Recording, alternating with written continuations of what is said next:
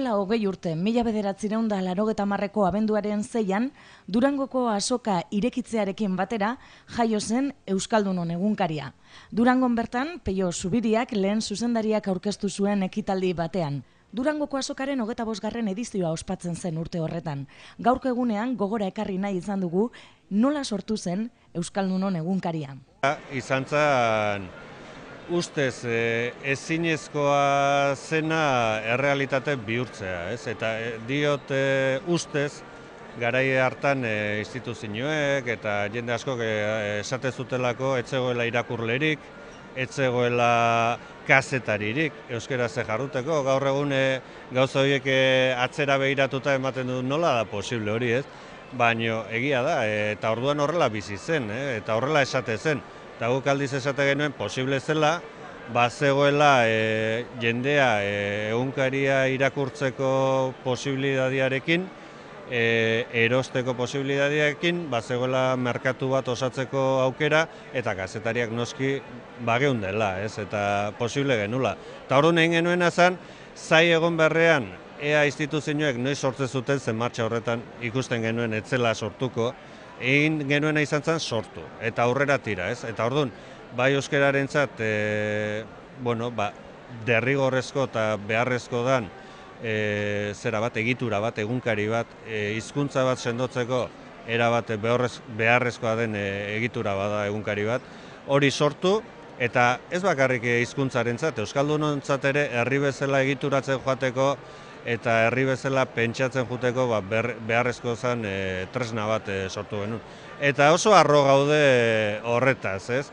Eta gaur egun, 20 urte pasata egunkariaren konstituzioaren egunetik, ez, abenduaren 6 hartatik izan zala, gogoratzen du, gaua nola pasa genuen, ura aurrera ateatzeko, danak larri pizza jaten eta atera zen, ondo banatu zen, eta geroztik ez zuen segula fallatu, ez, eta beti horra gontzan zeatan kioskotan eta arpidetzen bidez Euskaldunon etxeetan, ez? Hasieratik Euskaldunon egunkariak herritarren laguntza izan zuen. Bueno, harrera oso ona izan da, hasieratik eta jendearen laguntza honez palitz etzan aterako. Egin zen herri mailako, herriz-herriko kanpaina bat, dirua bildu zen, eta horri esker atera zen aurrera. Eta gero, jendeak eutsi ziolako bere eguneroko erosketarekin eta arpidetzekin. Horrela lortu zen.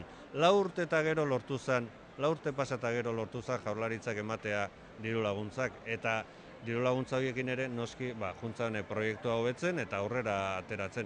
Baina guzti horrek egin zuen pixkanaka batez ere, ekimen gaitasun horrek, aurrera tiratzeko gaitasun horrek, eta gero jendearen bultzadak.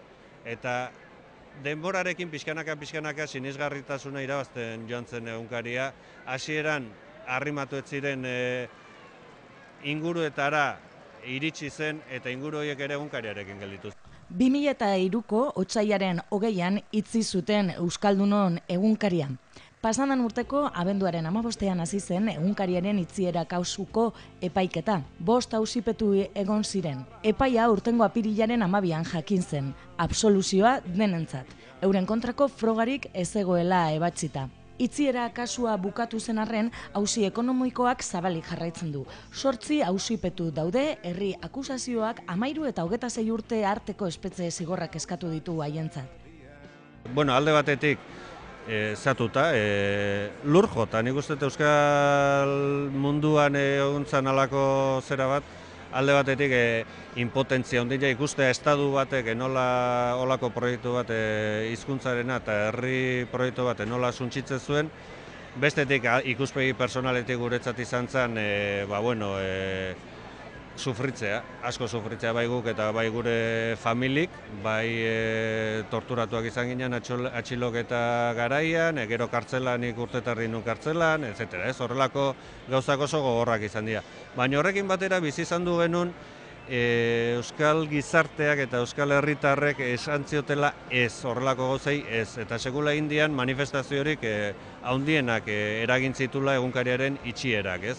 Eta horrekin batera, kapazitatea egon zela berriz ere zerotik abiatuta beste egunkari bat, kasu honetan berria ateratzeko eta beste 7 hitz ateratzeko. Nik uste dut hori dela oso garrantzizkoak. Hemen hori Euskal Herritarren artean eta Euskal Gizartean egotea eta neurri handi batean gainera sortu zen hori orduko egunkariak utzitako langileen zeratik, ez? Hori oso importantea da, eta ikustea hortan egintzala aurrera eta esan dezakegu, egunkaria itxi zutela, ia pasa dira beste 7 urte, baino 20 urte dira Euskaldunok badaukagula egunkaria kalean eta egunero etxeetan ere, bai. Bakarra, denborarekin ea egunkari gehiago ere badauden euskeraz, ez dakit egunkaritik gaina interneteko gauzetara pasatzen ari gara, telebistara eta horrelako gauzetara ez, baino, bintzat euskarazko komunikazioak behar du. Euskal prentsa behar da, eta euskarazko komunikazioan gauza horiek normalizatzen joaten garen. Hori da, ne ustez, mezu positiboa. Itxi zuten, baina hala ere, gai izan gara Euskaldunok berriz ere ateatzeko, ez? Eta hemen gaude, hori da, nik uste importantena.